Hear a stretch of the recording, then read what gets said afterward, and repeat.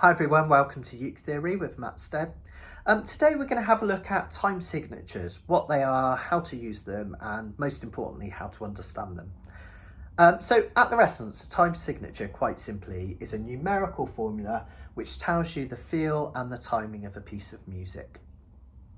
They're generally written at the start of a piece of music, but if the time signature changes in the middle of a piece of music, they'll be written wherever the time signature is changed. But generally, you'll see them at the start of a piece of music. Now, time signatures have two numbers. We're going to learn which number means one at a time. Sorry, I need to put my dentures back in today. So we're going to concern ourselves with this top number first. And in this case, it's a 4. And the top number tells you how many beats there are in a bar. Okay, so in 4/4 timing, which is the most common timing of all, each bar or measure means the same thing, bar and measure, is subdivided 4 times. There are 4 beats to it. 1, 2, 3, 4. 1, 2, 3, 4. 1, 2, 3, 4. 1, 2, 3, 4. 1, 2, 3, 4. 1, 2, 3, 4. 1, 2, 3, 4. 1. Now, no matter how I strum, that beat is always going to be 4 beats to a measure. So even if I strum twice as quick, 1, 2, 3, 4, 1, 2, 3, 4, 1, 2, 3, 4, it's still there, 4 beats in a bar. Think about the beats and the time signature as an unchanging thing that is always behind the music that you're playing. So 4 beats in a bar. How many roads must a man walk down? 1, 2, 3, 4, 1, 2, 3, 4, 1, 2, 3, 4, 1, 2, 3, 4. Now that's your most common time signature of all. In fact, it has another name, common time. And it can be written in another way. Sometimes common time is written with a C next to the clef at the start of a piece of music. C for common time. In fact, if a piece of music has no C or no 4/4 at the time of or no other time signature, sorry, at the start of a piece of music, you can presume it's in common time because it's the most common, as the name would suggest. Let's have a look at that top number again with another example. This time we have 3 beats in a bar, and this timing is known as waltz timing. It's that classic 1, 2, 3, 1, 2, 3, 1, 2, 3, 1, 2, 3, 1, 2, 3, 1, 2, 3. Okay, classic waltz time. And that just means, quite simply, there are three beats in every bar. All the bars have been divided 3 times. Okay, so for example, 1, 2, 3, 1, 2, 3, 1, 2, 3, 1, 2, 3, 1, 2, 3, 1, 2, 3, 1, 2, 3, 1, 2, 3. Okay, that's the start of Annie's song by John Denver, classic 3/4 timing. Now these are the most common time signatures, and they're often called simple time, and that means quite simply that you can't really divide them any further than they already are. We'll look into simple time and compound time in a little bit more detail in a moment. Let's concern ourselves now with the bottom number. So the bottom number in a piece of music tells you that how long each of those beats lasts. Now, it tends to be either a 4 or an 8. Sometimes it can be a 2, but generally it tends to be those. So a 4 will tell you that each one of those beats lasts for a crotchet, or in New World way of saying it, a quarter note. Okay, so 1, 2, 3, 4. The way I think about it is quarter notes, you have time to say the and of the offbeat in between. 1 and 2 and 3 and 4 and 1 and 2 and 3 and 4 and 1 and 2 and 3 and 4 and. Okay, so that's all that bottom note tells you. Now sometimes, as in this next example, it will be a different beat length to a crotchet or a quarter note.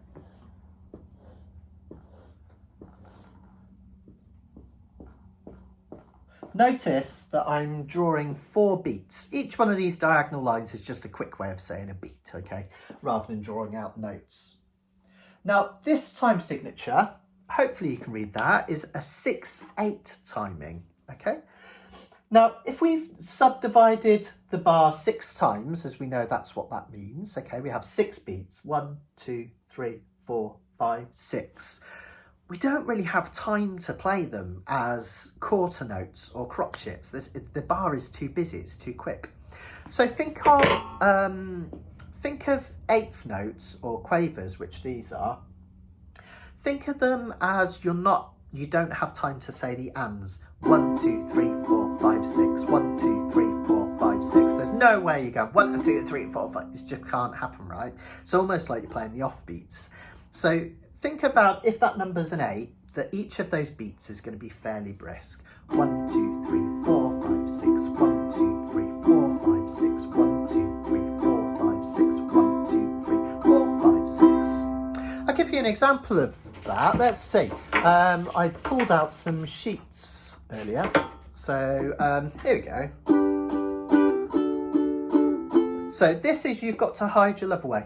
Just notice that the chords are changing mid-bar, halfway through the bar. So each one of the chords is lasting 3 beats, but every bar is 6 beats, okay? I'll count them for you. 1, 2, 3, 4, 5, 6. 1, 2, 3, 4, 5, 6. 1, 2, 3, 4, 5, 6. 1, 2, 3, 4, 5, 6. 1, 2, 3, 4, 5, 6. 1, 2, 3, 4, 5, 6. 1, 2, 3, 4, 5, 6. 1, 2, 3, 4, 5, 6. 1, etc., etc., okay? Here I stand, head in hand, turn my face to the wall. Now notice something interesting happening there. When I tapped my feet, did you notice that I didn't tap it 6 times? To count to 6 quickly is really awkward, and as musicians that's really difficult. 1, 2, 3, 4, 5, 6. 1, 2, 3, 4, 5, 6. So what musicians tend to do is we group together notes, and this is the difference between something called simple time and compound time, okay?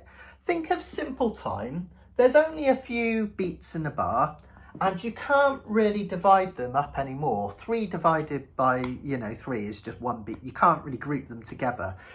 In fact, if you think about these as the offbeat, 1 and 2 and 3 and, you can already think of them as divided into little couplets. 1 and 2 and 3 and. But either way, you can't really divide that anymore. You just end up with ones.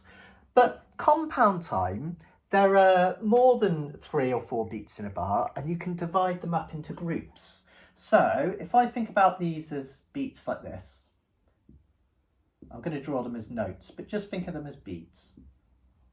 Okay, 6 of them like this. What I can do is I can group them together like this and like this.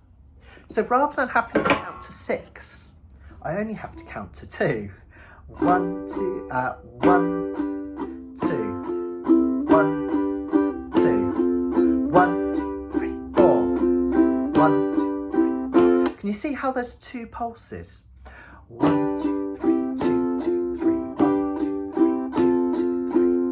And if you can hear my foot tapping as I play You've Got to Hide Your Love Away, it will tap at the start of each of these groups of 3. 1, 2, 3, 4, 5, 6. 1, 2, 3, 4, 5, 6. 1, 2, 3, 4, 5, 6. 1, 2, 3.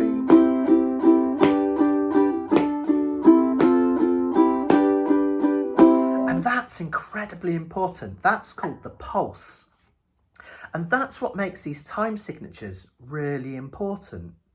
Because some people, this is a question I get asked all the time, isn't 6/8 timing just the same as 3/4 timing but twice as quick? And the answer is no. And it's all to do with the pulse in a piece of music. And the pulse is that kind of that time. It's when you want to clap. It's that tapping of the foot. It's the grouping of beats into 3. Okay, that's your pulse. And with 3/4 timing, we only really have a pulse at the start of each bar. 1, 2, 3, 1, 2, 3, 1, 2, 3, 1, 2, 3. Or if you want to be pedantic, you could even have a pulse on every one. 1, 2, 3, 1, 2, 3. Okay.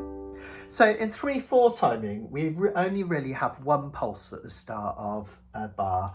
1, 2, 3, 1, 2, 3, 1, 2, 3, 1, 2, 3. In 6/8 timing, we have 2 pulses. We have one at the start of each of these groups that we've divided.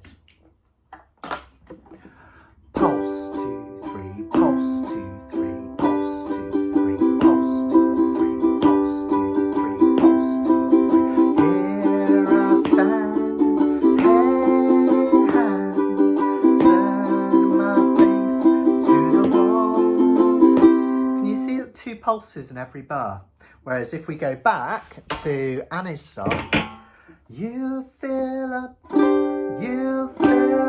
my sense, like a night in the forest. See, there's only 1 pulse per bar. And that's incredibly important. That changes the feel of the music. So 6/8 has 2 pulses, 3/4 has 1 pulse. And that's the important distinction between simple time and compound time. Compound time, you can subdivide it into groups. Let's have a look at another couple of time signatures then. Let's kind of take this compound time and make it even bigger. And this shows you really how important that time signatures can be. Let's have a look at 12/8 timing. 12/8. Okay, so 12/8 timing, we have 12 beats in every bar. 1, 2, 3, 4, 5, 6, 7, 8, 9, 10, 11, 12. Okay, now already that's looking like really difficult to count and kind of understand as you're playing, doesn't it? I mean, that would be 1, 2, 3, 4, 5, 6, 7, 8, 9, 10, 11, 12. But it is a thing. I'll give you an example. This is a lovely old piece by Pee Wee King called You Belong to Me. 1, 2, 3, 4, 5, 6, 7, 8, 9, 10, 11, 12. 1, 2, 3, 4, 5, 6, 7, 8, 9, 10, 11, 12. Okay. See the pyramids along the Nile. Watch the sunrise on a tropic isle. Now that 12/8 timing is really common in country music because it creates these really elongated measures, which kind of makes the song sound quite languid and drawn out, but really melancholy and lovely. Now, I can't count to 12 on every bar. It'd be an absolute nightmare. So 12/8 is another example of compound time where we group the notes into 4 groups of 3. Okay, just think of 12, 4 divided by 3. Okay, which makes it a lot easier to count. 1, 2, 3, 4. 1, 2, 3, 2, 3, 4. Rather than 1, 2, 3, 4, 5, 6, 7, 8, 9. So we have 4 pulses in 12/8 timing. Again, another really important distinction from 6/8 timing, which has 2 pulses. And that's really important because it really does. That number down the bottom combined with the top one really changes the feel for a piece of music. I'll give you an example. If I play You Belong to Me one more time, let's play it in 12/8 timing as I played it before. See the pyramids along the Nile. Watch the sunrise on a tropic isle. See how lovely lovely and drawn out those bars are. Now if I was to put this into 4/4 timing and just have one pulse, 1, 2, 3, 4, 1, 2, 3, 4, 1, 2, 3, 4, 1, 2, 3, 4, changes it completely. See the pyramids along the Nile, watch the sunrise on a tropic isle. Just remember, darling, it's a whole different feeling, right? And that's the power of a time signature and the importance of following it. A lot of uke groups I see ignore these and songs end up sounding not quite how they should. So if you're ever playing something at home and it doesn't sound right, try really analysing that time signature. Funnily enough, this song has been released both ways. Pee Wee King, see the pyramids along the Nile. Ringo Starr's version, see the pyramids along the Nile, watch the sunrise on a tropic isle. He turned it into 4/4 to make it more upbeat and strong. I'm going to call it a day there, but I am going to do a very short next video just to explain something called cut timing, because I've been asked about it a few times recently and I want to make sure you understand it. Okay, see you there.